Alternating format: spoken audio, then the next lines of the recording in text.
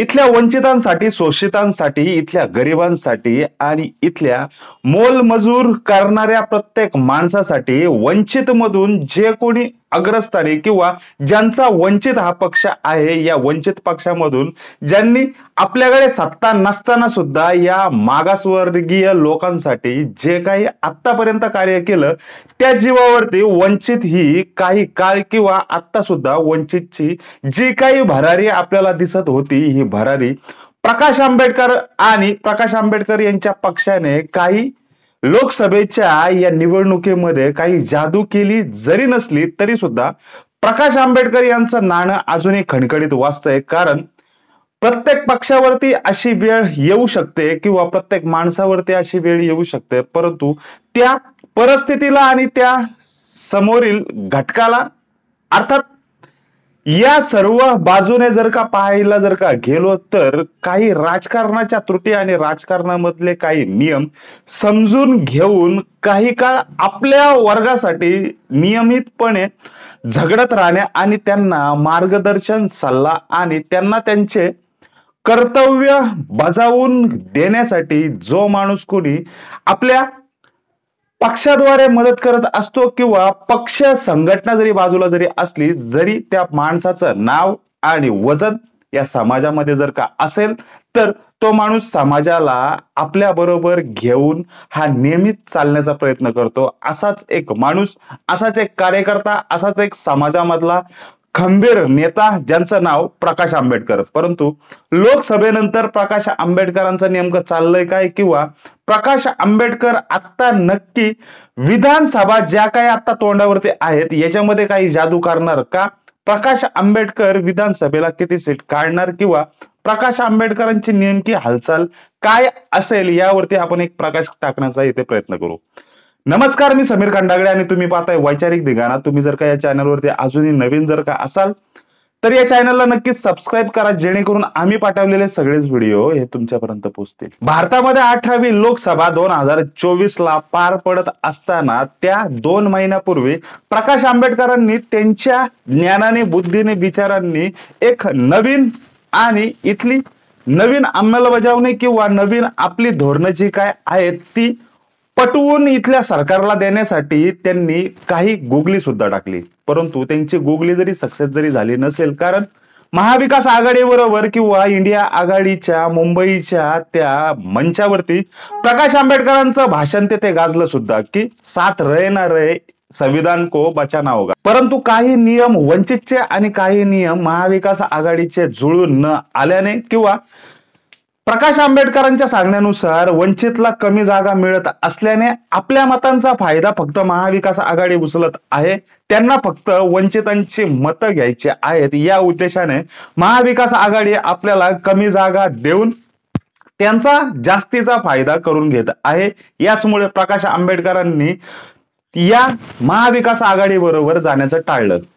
महाविकास आघाडीमध्ये अगदी शेवटच्या क्षणाला उमेदवार जाहीर होईपर्यंत वंचित आणि वंचितची टीआरपी जी काही पूर्ण महाराष्ट्रामध्ये आणि महाराष्ट्राच्या बाहेर जी काय होती ती प्रकाश आंबेडकरांनी अजूनही तशीच जपून ठेवलेली आहे. कारण प्रकाश आंबेडकर एकीकडे म्हणतात सुद्धा की सत्ता असो किंवा नसो, मला या सत्तेशी काही घेणं देणं नाही, कारण सत्ता जरी नसेल तरी मी सगळं काही करू शकतो, असा ठाम विश्वास प्रकाश आंबेडकरांनी लोकसभेच्या अगोदर हा आपल्या मुलाखतीमध्ये कितीतरी टीव्ही चॅनलला किंवा पत्रकारांना बोलून सुद्धा दाखवलाय. त्याच्यामुळे प्रकाश आंबेडकरांचा जो ठाम विश्वास आहे किंवा वंचित त्यांच्या मागे जी काय आहे, या वंचितच्या जोरावरती प्रकाश आंबेडकरांनी आतापर्यंत मारलेली मजल ही उत्कृष्ट जरी असेल तरी लोकसभेला वंचितला एकही जागा मिळाली नाही किंवा त्यांचा एकही लोकसभेला खासदार त्यांच्या पक्षाचा होता आला नाही. परंतु 2014-2019 ला वंचितने जी कामगिरी केली होती, या कामगिरी बद्दल जर का म्हणायचं तर 40-45 लाखाहून अधिक मतदान किंवा विधानसभेला सुद्धा त्यांनी जे काही उमेदवार टप्प्यामधले किंवा समोरच्या पक्षामधील एखाद्या उमेदवाराला खच्चे करून आपले उमेदवार कसे निवडून यावेत यासाठी जो काही वंचितने प्लॅन आखला होता, हा 2014-2019 ला सक्सेस सुद्धा झाला. परंतु आता 18वी लोकसभा 2024 ला झाल्याच्या नंतर जरी वंचितकडे एकही खासदार जरी नसेल तरी 100 खासदारांपेक्षा भारी असा एक खंबीर नेता किंवा एक खंबीर माणूस जर का असेल तर अवघा महाराष्ट्र एकाच माणसाचं नाव घेईल, ते म्हणजे प्रकाश आंबेडकर.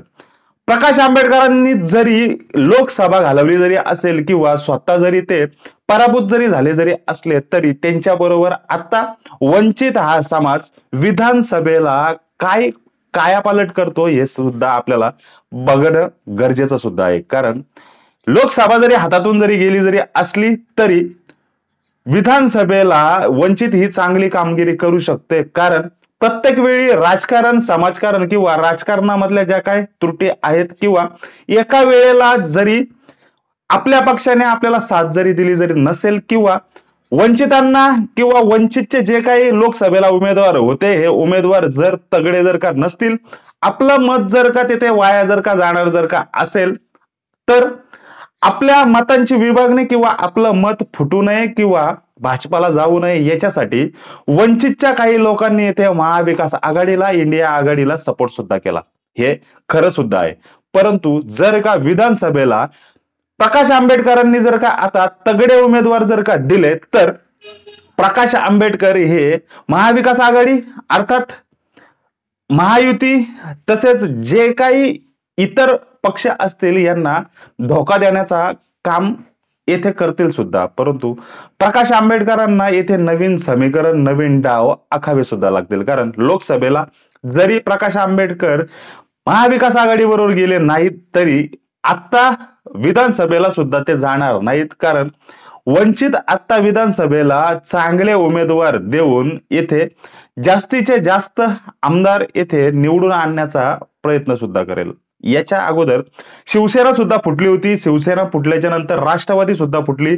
भाजपाने येथे गुगली टाकून भाजपाने शिवसेना असो किंवा राष्ट्रवादी काँग्रेस असो ही सुद्धा फोडल्याच्या नंतर काही अल्पावधीमध्येच शिवसेना सुद्धा त्यांच्या जागेवरती, त्यांच्या पायावरती उभी राहिली. त्याच्यानंतर शरद पवार गट, ठाकरे गट यांच्यामध्ये जो काही भावबंदकी किंवा जे काही नातं जुळून आलं त्याच्यामधून येथे महाविकास आघाडी तयार झाली. परंतु राष्ट्रवादीचे सुद्धा इथे 2 गट झाले होते. शरद पवार साहेबांना सुद्धा इथे खच्ची करण्यात आलं होतं.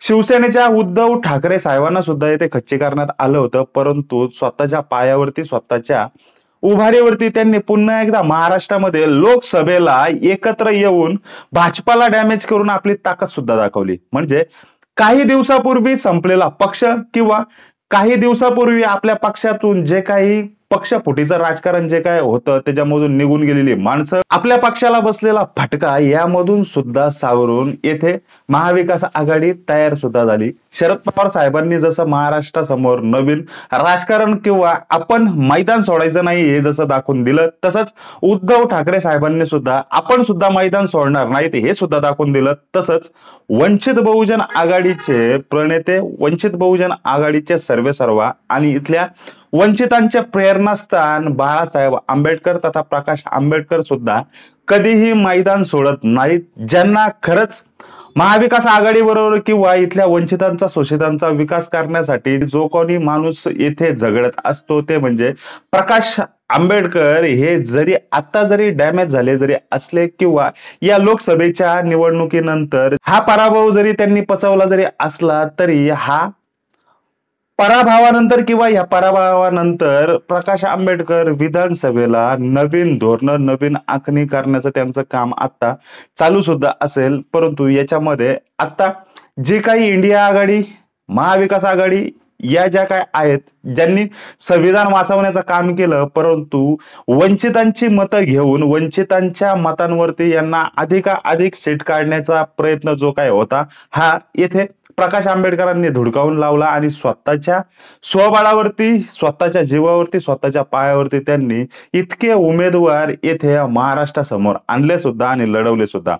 मतांची गोळाबेरीज जरी कमी जरी असेल तरी प्रकाश आंबेडकरांनी येथे महाराष्ट्राला दाखवून सुद्धा दिलेला आहे की वंचित हा पक्ष स्वबळावरती लढू सुद्धा शकतो. कारण काही इथले मोठे पक्ष सुद्धा लोकसभेला उमेदवार देताना इथे घाबरतात सुद्धा. अर्थात या वेळेला राजसाहेब ठाकरे यांनी मनसेमधून लोकसभेला एकही उमेदवार दिला सुद्धा नाही. ते विधानसभेला त्यांची जादू आता आपण बघणार सुद्धा आहोत. परंतु जर का खरी जादू किंवा खरा जादूगार जर का बघायचं जर का असेल तर बाळासाहेब आंबेडकर वंचित या घटकाला जी मतं आपली फुटली होती, जी महाविकास आघाडीने घेतली होती, जी मतं भाजपाला जाऊ नयेत म्हणून इंडिया आघाडी आणि महाविकास आघाडीला पडली होती, तीच मतं जी वंचितांची मतं तिकडे सरकली होती, तीच मतं जर का आता पुन्हा विधानसभेला प्रकाश आंबेडकरांनी जर का घेतली तर प्रकाश आंबेडकरांच्या वंचितचे जास्तीत जास्त उमेदवार हे निवडून येण्याची आता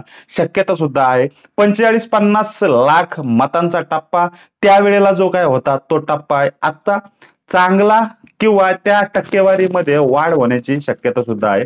प्रकाश आंबेडकरांवरती वंचितचा विश्वास सुद्धा आहे किंवा इथल्या वंचित घटका बरोबर प्रकाश आंबेडकर जे काही इमानदारीने काम करत आहेत असाच ठाम विश्वास घेऊन प्रकाश आंबेडकर हे विधानसभेला चांगली कामगिरी करतील सुद्धा. नक्की तुम्हाला प्रकाश आंबेडकर विधानसभेला चांगली कामगिरी करतील का? लोकसभेसारखीच त्यांची पुन्हा एकदा परिस्थिती होईल का? वंचित हा पक्ष जो डॅमेज झाला आहे तो पक्ष पुन्हा उभारी घेईल का? नक्की तुम्हाला काय वाटतं तुम्ही आम्हाला एक कमेंट करून सांगा. तुम्ही जर का या चॅनलवरती अजूनही नवीन जर का असाल तर या चॅनलला नक्की सबस्क्राईब करा, जेणेकरून आम्ही पाठवलेले सगळेच व्हिडिओ हे तुमच्यापर्यंत पोहोचतील. धन्यवाद.